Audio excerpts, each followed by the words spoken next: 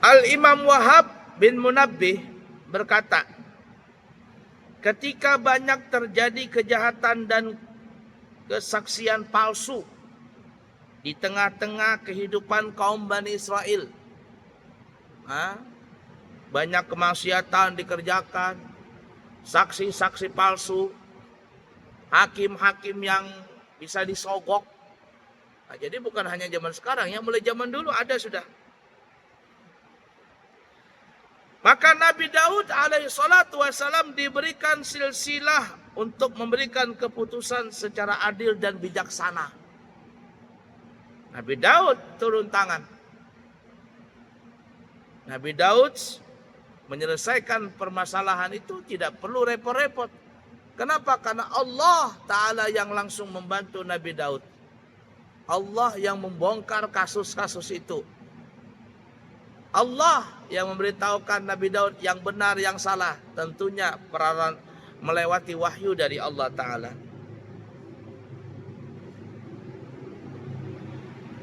Silsilah itu semacam rantai yang mencuntai dari langit turun ke bawah, tepat pada posisi sebuah batu besar di Baitul Maqdis. Silsilah itu, rantai tadi itu ya, biar kata semacam rantai, itu terbuat dari emas. Dan ketika terjadi perselisihan di antara dua orang mengenai perkara apapun juga, mana di antara keduanya yang hak dan yang mana yang batil, maka yang dapat mencapai silsilah itulah, alias rantai itu ya, semacam emas tadi itu dari langit, yang berhak, yang benar untuk mencapainya. Sedangkan yang tidak benar, dia tidak bisa mencapai silsilah atau semacam rantai yang datang dari langit tadi. Begitu seterusnya, sebagaimana yang diriwayatkan oleh Al-Imam Ibnu Ishaq bin Bishr dari Idris bin Sinan dari Wahab mengenai hal yang semakna. Jadi dalam riwayat yang ini ya, dari riwayatnya Wahab bin Munabbih, di sini diceritakan bukan Nabi Daud mendapatkan wahyu. Kalau tadi kan cerita di awal yang riwayatnya Suraih bin Shu'aib dan yang lainnya mengatakan kalau ada perselisih, Nabi Daud menunggu di malam hari, karena malam hari Allah akan memberikan wahyunya langsung kepada Nabi Daud. Nah, kalau dalam riwayat Wahab bin Munabbih ini dan yang lainnya mengatakan apabila ada orang berselisih, maka ada silsilah atau ya semacam rantai. Rantai itu terbuat dari emas, turun dari langit. Nabi Daud memutuskan orang-orang yang berperkara, siapa yang benar, siapa yang salah, cukup mengatakan, ayo, siapa yang bisa megang rantai itu? Kalau ada yang bisa megang, mencapai rantai tadi, itu yang benar. Kalau tidak bisa mencapai, berarti itulah yang salah. Selesai urusan. Ya. Tidak perlu pakai saksi-saksian, tidak perlu pakai ini, pakai itu. Karena saksinya juga saksi palsu. Saksinya saksi palsu. Bisa disogok, bisa di ini, repot-repot. Allah turunkan rantai dari langit semacam rantai emas begitu. Nah, siapa yang bisa megang, itu yang benar. Siapa yang tidak bisa megang, itu yang bohong. Maka yang bohong ini ya terkena sanksi.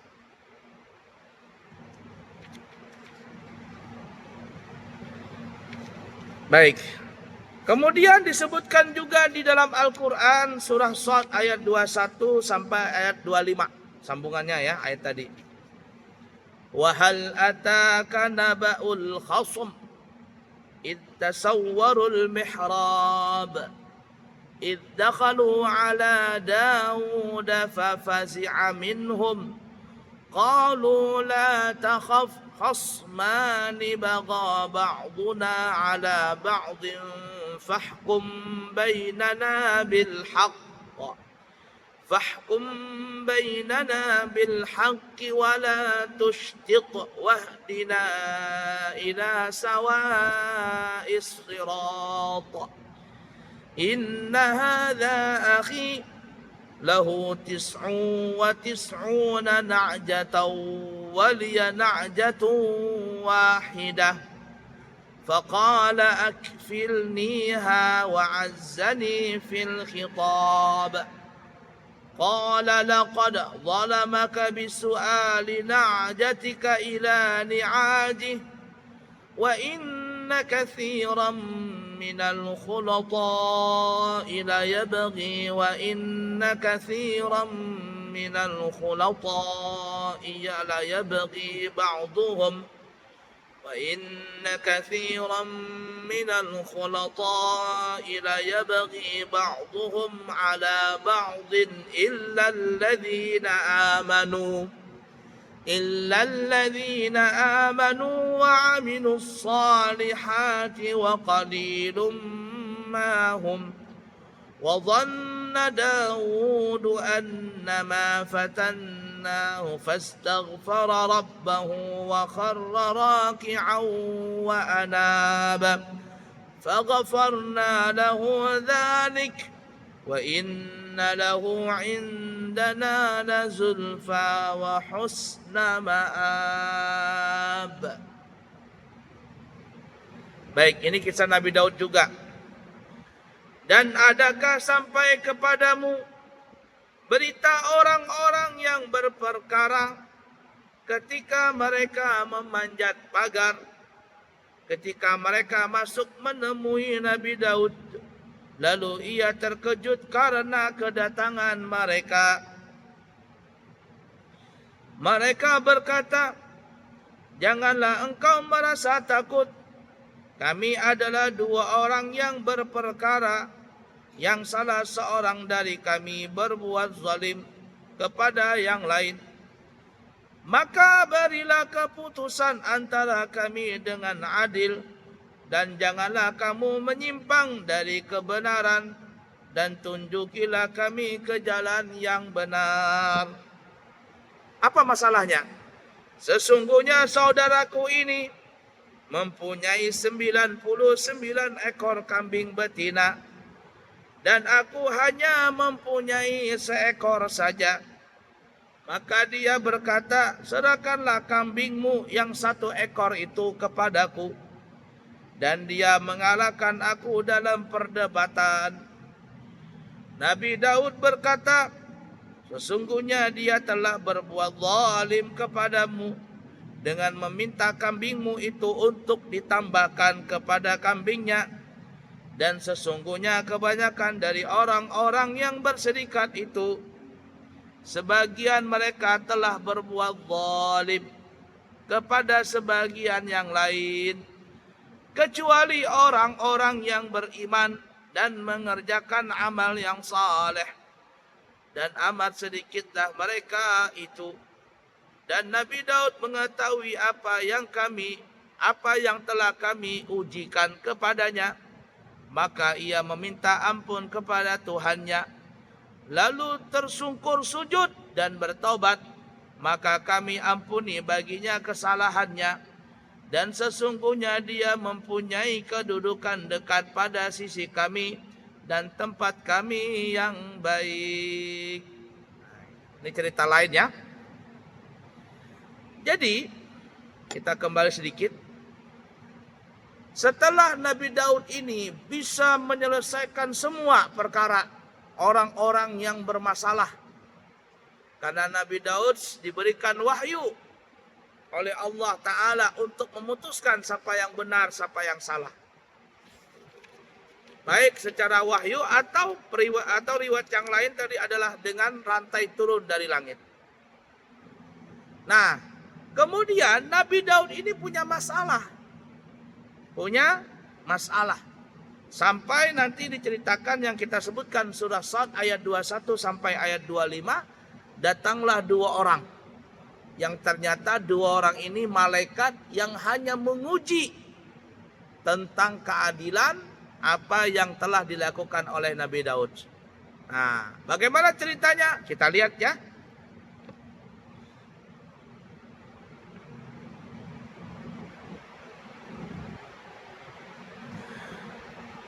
Baik.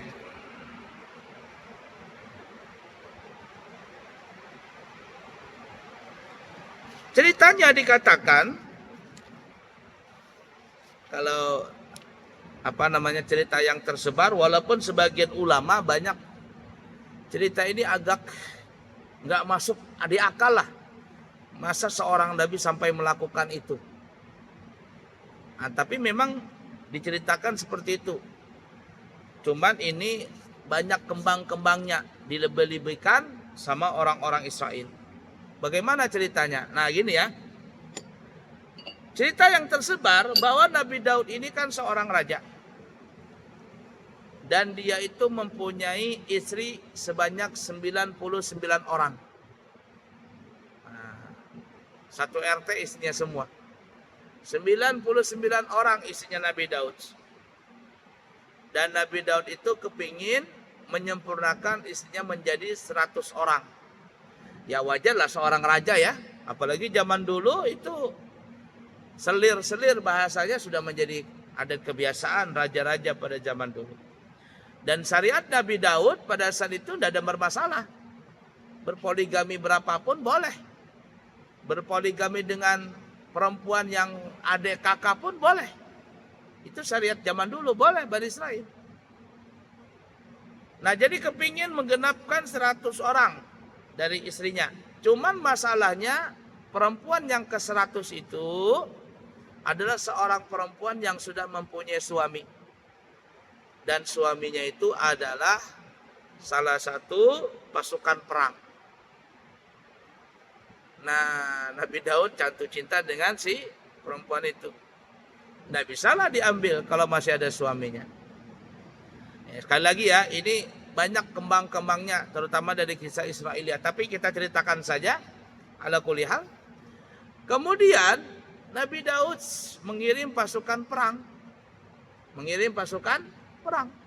Yang salah satu pasukan perang itu adalah suami si perempuan itu.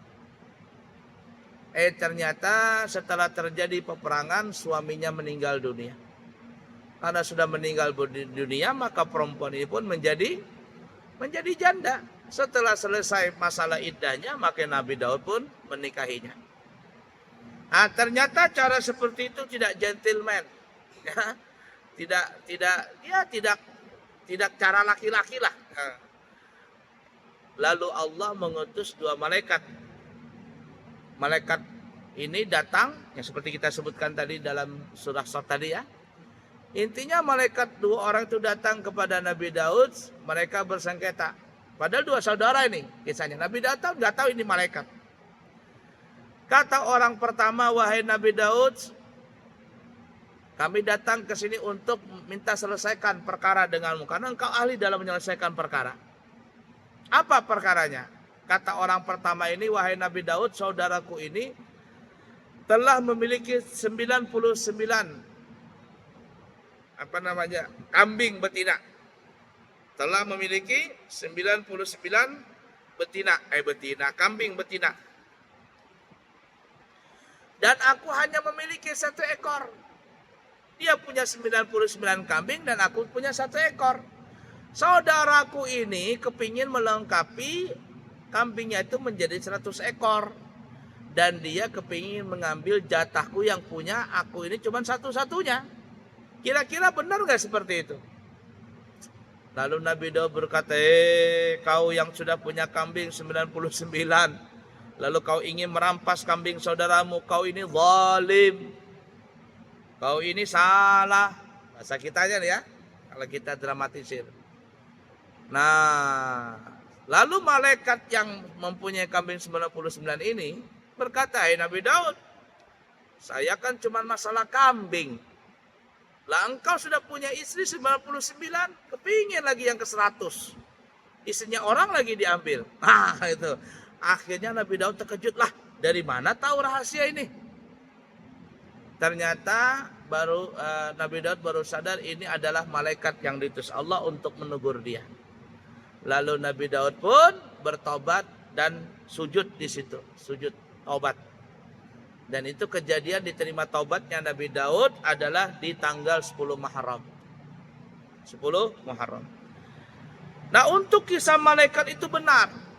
Tapi para ahli sejarah yang ahli sunnah wal jamaah mengenai cerita Nabi Daud yang mengambil perempuan yang sudah punya suami, itu rasanya janggal sekali. Janggal, masa ada niat Nabi Daud ingin merebut perempuan itu? Rasa-rasanya nggak ada lah seperti itu. Ya, ala kulli hal. Maka dalam cerita ini ahli sunnah wal jamaah berlepas tangan. Artinya ceritanya itu ada, tapi kalau niatnya Nabi Daud ingin merebut perempuan itu dengan cara yang tidak gentleman, rasanya nggak mungkin lah. Nggak mungkin seperti itu.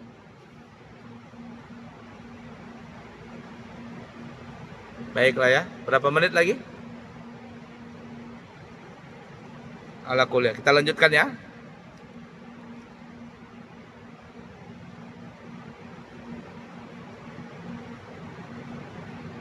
Nah, itu cerita Nabi Daud ya, yang cerita di dalam surah Sad tentang taubatnya Nabi Daud.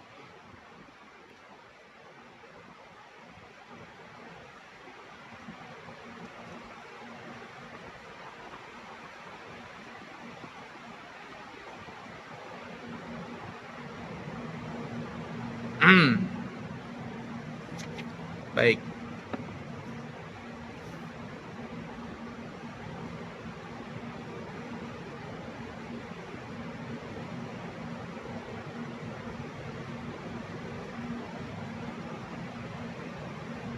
La ilaha illallah Muhammad Rasulullah sallallahu alaihi wasallam.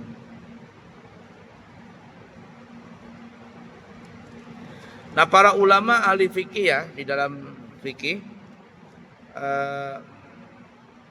surah Sad ayat 24-25 itu, di situ kalau kita buka ada tulisan sajadah, di ujung Quran itu ada sajadah. Cuman para ulama terutama di kalangan Syafi'iyah, di kalangan Syafi'i itu sebenarnya bukan sujud tilawah. Ya. Jadi surah Sad ini yang berkaitan dengan kisah ini ayat 24 atau 25 itu memang ada tulisan sajadah, tapi inda Syafi'i wa inda Hambali itu tidak disunahkan untuk sujud tilawah. Nah, tapi indal Maliki wal Hanafi, di sisi Imam Malik dan Imam Hanafi, ayat tersebut ya fastaghfara rabbahu wa kharra raki'an wa anab, ayat 24 itu surah Sad itu madhab Maliki dan Hanafi itu adalah termasuk ayat sejadah, alias disunahkan kalau membaca ayat itu di dalam sholat, maka dianjurkan untuk sujud tilawah seperti halnya sujud tilawah di subuh hari Jumat. Ya, cuman kita Syafi'i tidak dianjurkan sujud tilawah. Jadi kalau umpama ada orang baca Quran, sedangkan imam mazhab Syafi'i membaca surah Sad ayat 24 itu tidak usah sujud. Tidak usah sujud, langsung aja melanjutkan ayatnya. Sebagian ulama mengatakan sujudnya itu bukan sujud tilawah. Ya, memang sebabnya tilawah, namun sujudnya niatnya niat sujud syukur. Niatnya itu niatnya sujud syukur. Wallahu alam. Supaya tapi lebih amannya ya, ini bagi imam-imam, kalau seandainya imam ada membaca ayat tersebut di dalam sholat, maka untuk menghindari khilafiyah sebaiknya tidak usah sujud tilawah, karena di dalam mazhab Syafi'i itu bukan sujud tilawah atau sujud sejadah. Langsung saja menyambung ayat berikutnya.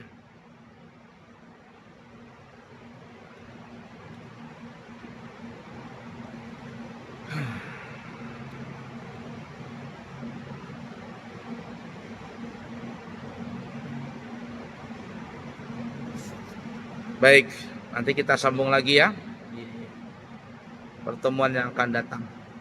Cukup dulu, semoga bermanfaat dan kita bisa mengambil hikmah dari Qisasul Anbiya, cerita para nabi dan rasul.